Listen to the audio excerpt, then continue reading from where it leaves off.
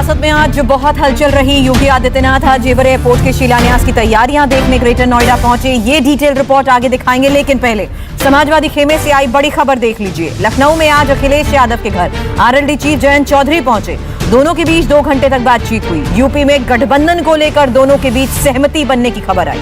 दोनों नेताओं ने इसकी पुष्टि अपने ट्विटर हैंडल से मुलाकात की तस्वीरें शेयर करते हुए की। अखिलेश ने तस्वीर के साथ क्या लिखा, देखिए। अखिलेश ने लिखा, श्री जयंत चौधरी जी के साथ बदलाव की ओर। जयंत चौधरी ने लिखा, बढ़ते कदम। अखिलेश और जयंत की इस मुलाकात को बेहद गोपनीय रखा गया था।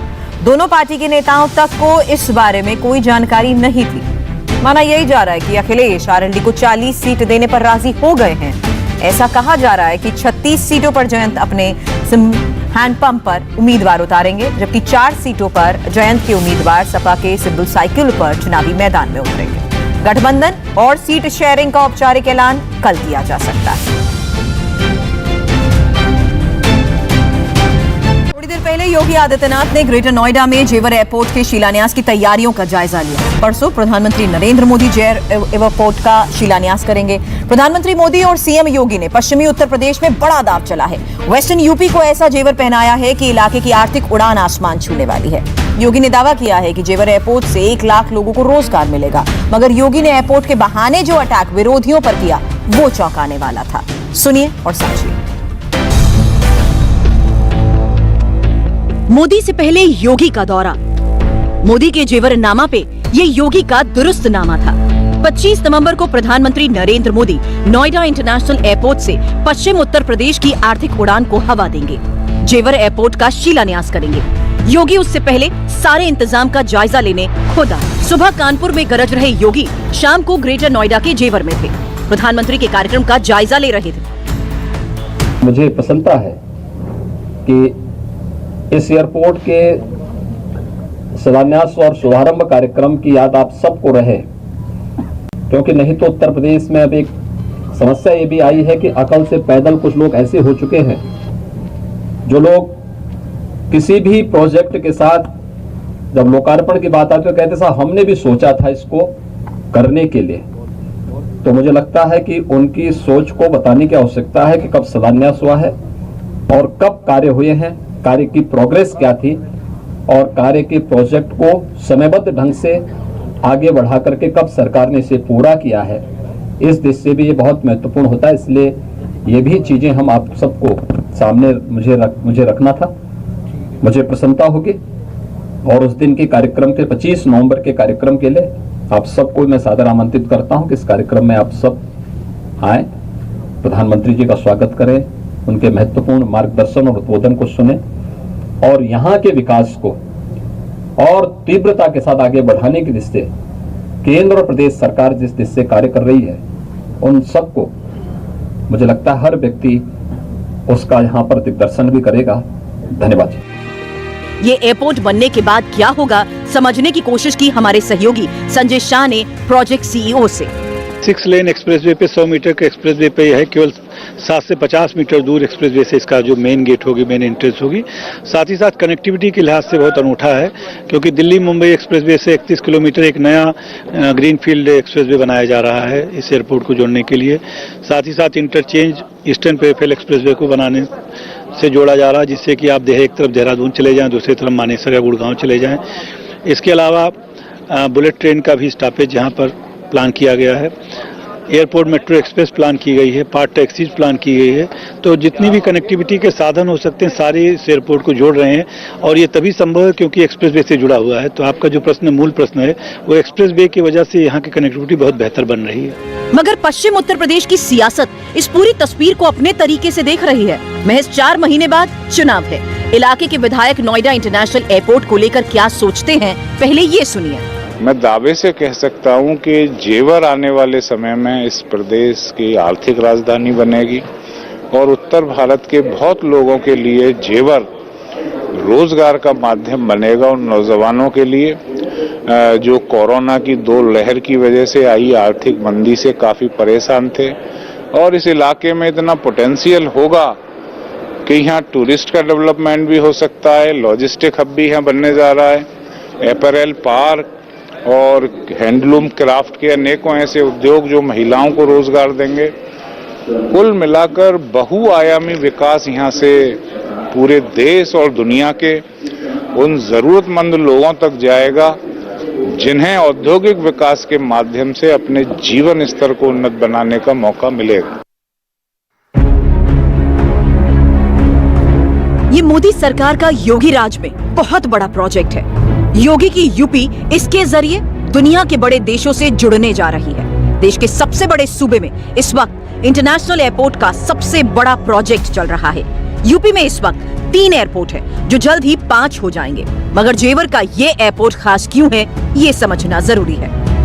पश्चिमी यूपी को जल्द ही एक बड़ी सौगात मिलने वाली है और ये सौगात जेवर एयरपोर्ट के रूप में मिलने वाली है, जिसकी आधारशिला प्रधानमंत्री नरेंद्र मोदी आज से ठीक 2 दिन बाद रखेंगे। जी हां, 25 नवंबर को प्रधानमंत्री नरेंद्र मोदी जेवर में एक बड़ी रैली के लिए पहुंच रहे हैं और उसी रैली के दौरान प्रधानमंत्री नरेंद्र मोदी जेवर एयरपोर्ट का नींव पत्थर भी रखेंगे। लेकिन ये एयरपोर्ट कैसा होगा, इसका निर्माण कब से शुरू होगा, इस एयरपोर्ट को लेकर में क्या क्या ऐसी खास बातें हैं जो कि आपको जाननी जरूरी है और ये एयरपोर्ट कितने हेक्टेयर तक फैला हुआ है, ये सारी जानकारी एक एक करके हम आपको देंगे और इस पूरे एयरपोर्ट का प्लान भी बताएंगे। नोएडा का जेवर इंटरनेशनल एयरपोर्ट कॉस्मोपॉलिटन सुविधाओं से लैस है।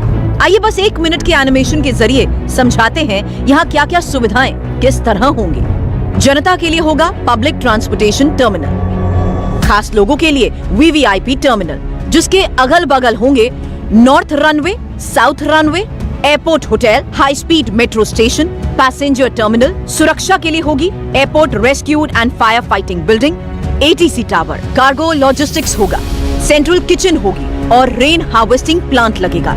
पैसेंजर टर्मिनल पर 70 मिलियन की कैपेसिटी होगी। कैट 3 सक्षम रनवे होगा। 1 मिलियन टन कार्गो ढोने की क्षमता होगी। 186 एयरक्राफ्ट स्टैंड होंगे, यानी 186 जहाज। एयरपोर्ट के इर्द गिर्द रियल एस्टेट के लिए 167 एकड़ की जमीन होगी। जी हाँ, यमुना एक्सप्रेसवे जो नोएडा, ग्रेटर नोएडा, इसके अलावा उसे आगरा, लखनऊ, कानपुर इन जगहों से कनेक्ट करता है। और अगर किसी को आगरा से, मथुरा से, मेरठ से आकर फ्लाइट लेनी है तो वो जेवर एयरपोर्ट का इस्तेमाल कर सकते हैं। हम आपको बताते हैं कि हम इस वक्त कहां पर हैं और इस एयरपोर्ट की एंट्री कहां से होगी। सबसे पहले आपको दिखाते हैं वो हाईवे यमुना एक्सप्रेसवे जिसकी कनेक्टिविटी ग्रेटर नोएडा से लेकर लखनऊ तक है। और इसी यमुना एक्सप्रेसवे से जब आप जेवर के लिए उतरते हैं, यानी कि जब आप जेवर टोल क्रॉस करते हैं, मेरे पीछे जो आप जगह देख रहे हैं ये वो जेवर टोल है। जब आप टोल को क्रॉस करते हुए अंदर की तरफ आते हैं, अंदर जो कि जहां पर जेवर गांव है, इसके अलावा काफी आसपास ऐसे गांव जो जेवर के आसपास के हैं, और जब आप अंदर एंट्री करते हैं तो यहां से करीब 2.5 किलोमीटर की दूरी पर ही उस नोएडा इंटरनेशनल एयरपोर्ट की शुरुआत होगी, जिसका इंतजार पश्चिमी यूपी ही नहीं बल्कि पूरे देश के लोगों को है। उत्तर भारत के किसी राज्य में 2 से ज्यादा एयरपोर्ट नहीं है। अयोध्या और नोएडा के जेवर में बन रहे एयरपोर्ट इंटरनेशनल हैं। जेवर का ये नोएडा एयरपोर्ट इंटरनेशनल होगा। देश में इस समय कुल 34 अंतर्राष्ट्रीय एयरपोर्ट हैं। सबसे ज्यादा 4 अंतर्राष्ट्रीय एयरपोर्ट तमिलनाडु और केरल में हैं। उत्तर प्रदेश में सिर्फ वाराणसी और लखनऊ में अंतर्राष्ट्रीय उड़ानें हैं।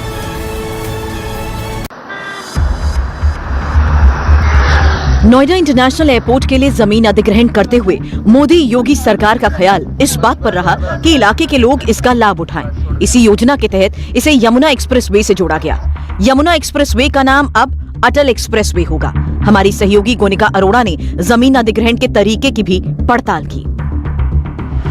एक्वायरमेंट की बात करें तो अभी इस वक्त पहले चरण में तमाम गांवों के एक्वायरमेंट का काम खत्म हो चुका है। दूसरा और तीसरा चरण की शुरुआत हो चुकी है और एक्वायरमेंट कुछ इस तरीके से चल रहा है कि तमाम जिन लोगों के घर यहाँ पर हैं, गांव में घर थे, उन सभी लोगों के घरों को एक्वायर किया गया है, उनको जमीन दी गई है, मुआवजा दिया गया है। और कुछ इस तरीके से फिलहाल अलग अलग गाँव में इस तरीके से जो तमाम घर हैं उन्हें तोड़ा जा रहा है। कई पेड़ों को भी काटा गया है। लेकिन इस इंटरनेशनल एयरपोर्ट के प्लान में लगभग 11,000 पेड़ लगाने का भी प्रपोजल है, जिसके जरिए इस एयरपोर्ट को ग्रीन फील्ड एयरपोर्ट भी बनाया जा रहा है। जेवर इंटरनेशनल एयरपोर्ट की शुरुआत दरअसल पश्चिमी उत्तर प्रदेश को एक बड़ा तोहफा है। इससे पश्चिमी उत्तर प्रदेश की आर्थिक गतिविधियों को उड़ान मिलेगी। प्रॉपर्टी के दाम अभी से आसमान छूने लगे हैं। जेवर यात्रियों के साथ माल ढुलाई का भी केंद्र बनेगा। किसानों के उत्पादन को भी लाभ मिलेगा। कृषि उत्पादों के निर्यातक भी यहाँ आएंगे। खेती पर निर्भर लोगों के लिए ये बड़ा अवसर है। दरअसल प्रधानमंत्री नरेंद्र मोदी ने एक सपना देखा था, देश का सामान्य आदमी भी आसमान में उड़ान भर सके, हवाई यात्राएं सबके लिए सुलभ हो। ये मोदी की कोशिश का ही नतीजा था कि देश में तेजी से हवाई संपर्क बढ़ा है। यूपी का जेवर एयरपोर्ट एक बड़ी छलांग है, जिसका फायदा जमीन पर किसान को भी है और स्पर्धा की महत्वाकांक्षी उड़ान को भी है। इंडिया टीवी हर वक्त हर जगह डाउनलोड करने के लिए सर्च करें India TV news Google play store या ऐप स्टोर पर।